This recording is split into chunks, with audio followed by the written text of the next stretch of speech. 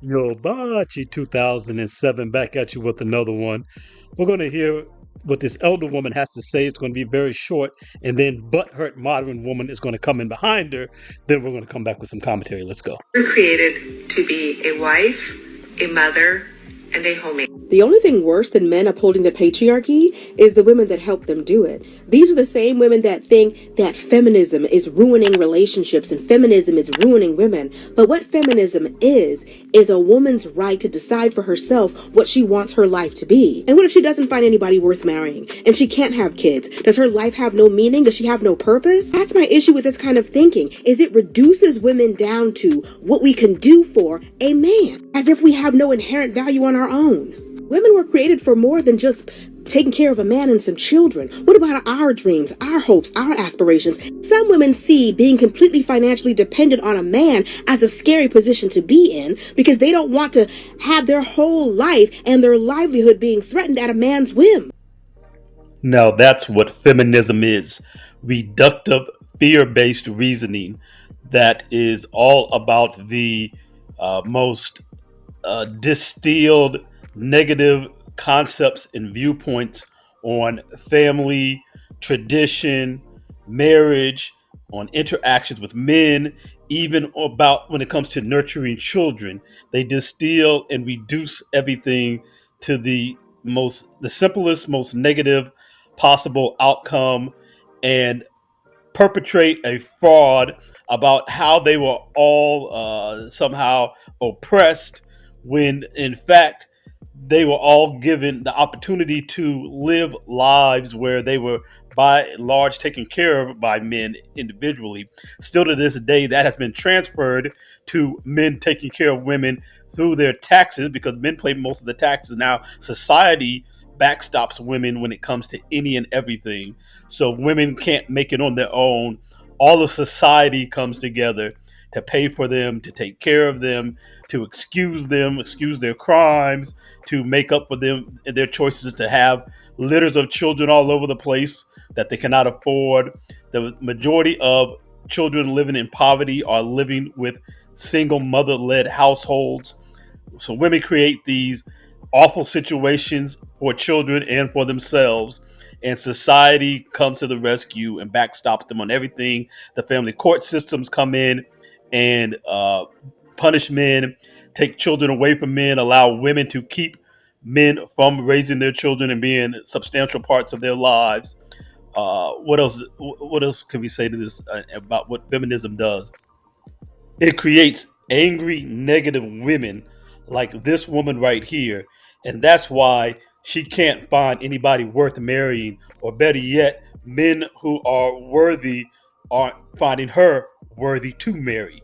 And there's a clear reason for that. How can somebody who views relationships and all interactions with men in such a transactional way, who view men in such a absolute negative light, who think the relationship of marriage, family, being in connection with men, following the natural order of things, which is men's leadership, and a woman being feminine, a man being masculine, and a woman falling into place where the feminine defers to the masculine, is seeing that as some sort of state of victimhood.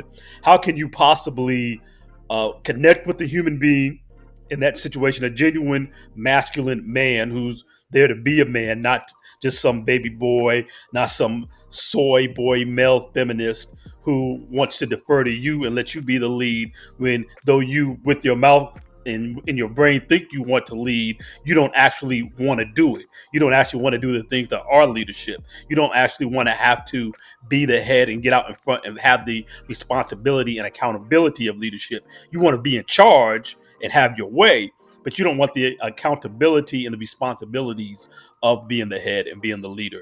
And so you don't, in the end, you don't respect those men, and you don't really feel those men. And you're not really attracted to those men. So those men don't stick. You can't be with an actual masculine man who is a leader, because you call male leadership and men simply being men and being what they're supposed to be. You claim that that is toxic. Therefore, you can't connect. These type of women can't form lasting bonds and relationships because they are feminist minded, gender studies minded, this humanism based rancid ideology that boils everything down to these this kind of humanistic viewpoint of people in a way that it tends to pit people groups against each other, genders against each other, uh, sex orientations against each other, and to try to make all these types of false equivalents. Again, the feminist mind state is very reductive. It brings everything down to the most negative, reduced uh, common denominator type of thinking, and it's all bad news. And now she's mad and she's angry because what if I can't? Like you can't find a man, and you don't want to. And no, you can't find children. Do you not have any worth? Sure, you have worth to you. You have worth to yourself. But what about being somebody who has value to others, has value to your community, has value to your family, and just recognizing the purpose of men and women, and society is based on the cornerstone of the family. And yes, women can have dreams and aspirations to do other things besides family. That doesn't change the fact that you're first meant to be a mother and a wife, and to be that lead nurturing. You're supposed to lead your children and be the nurturer of your household. And that doesn't preclude other aspects and dreams, but that is still the bedrock in the fact that you have ascended to this feminist way of thinking does not change nature or what God has always intended and what our human nature is that we yearn towards. And so society is not going to bend to be the way you want. Society is what it is. And so you're not willing to get with that, then you just get left out there, and you can just be mad about it and try to fulfill yourself by going on trips and think that's going to make it happen, that's going to make the difference, and it's just not. But what will make a difference is if you like, subscribe, and hit the notification bell. That's going to help this channel to grow. If I'm bringing you any value, I'd appreciate if you take care of that on that end. We're going to stay coming back over here. We're going to keep talking about what's really going on out here. This is Men's Mind State TV. We're going to make sure that our mind states are right, that we're taking a look at things from the right perspective, and that we're keeping things out in front of us in the proper manner, that we can break down the nonsense that these women are talking about, and that we don't get sucked into this feminist, intersectionalist, gender studies way of thinking. I hear a lot of men regurgitating a lot of women's crafted way of framing the world and framing relationships and framing things.